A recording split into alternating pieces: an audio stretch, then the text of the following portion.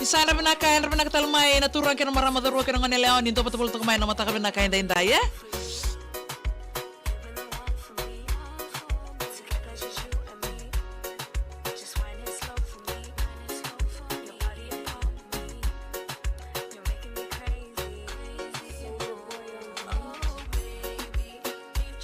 Yanra binaka.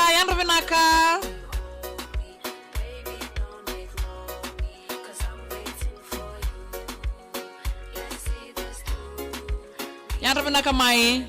Yawani nondarua serikali na maki na VTFM. Na serikali na maki na VTFM. Yan din sa rasali kakamura kini VTFM mayawati ko nondaru serikali na maki wasiningaw ni bakatawail no domoni nito kani doni vinga rabi bang bulletin sa 19 kabani no domonua ke yakem nikit sarna lubebiti ninto patabol ko na live stream bakasar talakina en na mona liba nito Facebook account page na buku ni nondaru rongoda sarava live talanga na serikali na maki kanindaw na maki bulmeki na moniti kin vakaraumbuka besure tal dengan bikem nikit sarwa kanto ninto patabol ko na bioliba ni Diyos karua point di Ruana FM na buku ni nonda rubese mati telanga en Facebook live, YouTube live, bakasatang lakina na TikTok account ni VTFM en matakabina ka inday. May natuan bikim nikit saro kanto ni Santo Batbul tong may matakabina ka inday. Joe Rocco Books ikaniway Royan Ravinaka. Napalibo na sema bulto may anggangan na kambia Violet yan Ravinaka arna yan ra tau napalibo na Batbul tong may matakabina ka inday. Yan nonda rua serikali na maki tongka to kabikian daw Richa Walembera kana ulu tangatiko na irimbuli ni utongu. Nakaborongo sambalolo ni baka nananu ena relesu. Kena mbuda ni nduru masima au mateda kena irengu. Au tilama sombu kina nrunga ni lomangu tawadengu ni sui mai ni suingu kania udhundi na mai eserengu. Na uto ni lala kayongo sa ruia musiti ebisinga. Ni bekera ubikodhi ena ndondomo rui baka suina. Gaita koso na vere me baka ndiloya anungu dina. Mbula biti ongosaka na dhau ni leo kabika. Rui ya buambale nungu roko viandi ke ira na wekana. Kina nona ilango milai ya laurai enandua na kamunanga.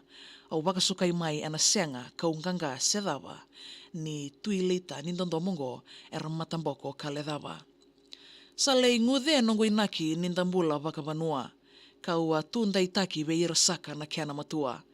Era ledava ni ndondo mungo erui kaukaua. Ni suli selevu ni boli veiau onongo lewambua. E babadi na ronro langi matalia kantakela. Gaya mani lawai mai meu kaliritani mai bua. Niwa kauve ya tabalena karau koro batanga. Mosi ngai mirikiau na kena udha mbata. Ena taundaku ni wakawati au thingoma nona bosa. Meu kaukaua katundei ni kengundomoni e kinodha.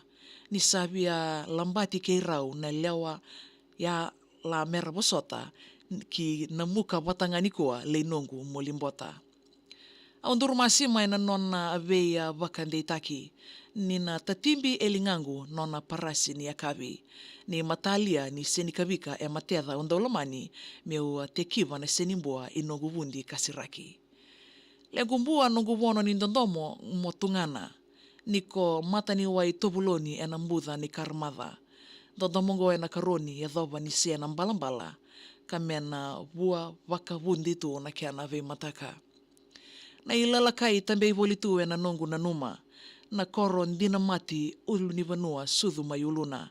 Koro turang makawa kai dhabuti au laidhuwa. Kiana mangiti e mbutandamu ndau matevi na ura. Nongo udhi na vanua e kilai volitu karongo. Nindaru ika batanga kakabe ya wakoko.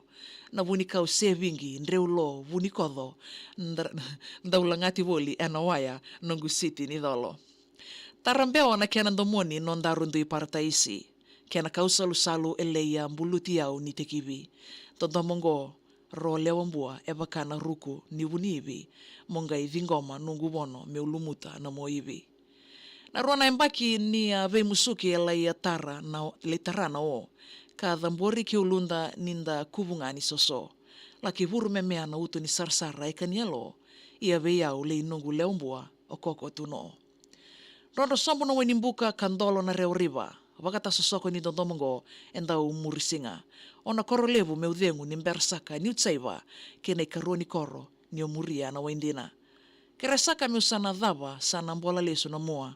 au waka i tiko yani ana yasana levu ndua waka yala nonda tiko ke ulewa mea kua me nomuni saka yani na salu-salungo kavika ke nambua. Toto ka bauti na kena o yato nga tako bikenda ritsa balembera na mataka binaka inda bangolito en kina na baka nuni binaka levu na buku tiko nonda bisi mati politiko na kena dorungo tiko na serikali na makia na be mataka tauto ko sara na be mamani diwa ka nui takin da marota ka batatoka na nonda serikali na mataka binaka inda ye. Abang sartal tungani be kem niket sarana we kando nindo batabul tok mai ana mataka binaka indai ana bukun ni bisa mati boli mai nambara biki Argentina totok bagoti salote nani siendo yan binaka Mr. Melina da levu sama boli tok mai bono levu Brisbane ana mataka binani ko na makatal tok mai no mu serikali na maki ana singan ni mataka ngono bat sar ngaongo rongo toka en VT FM.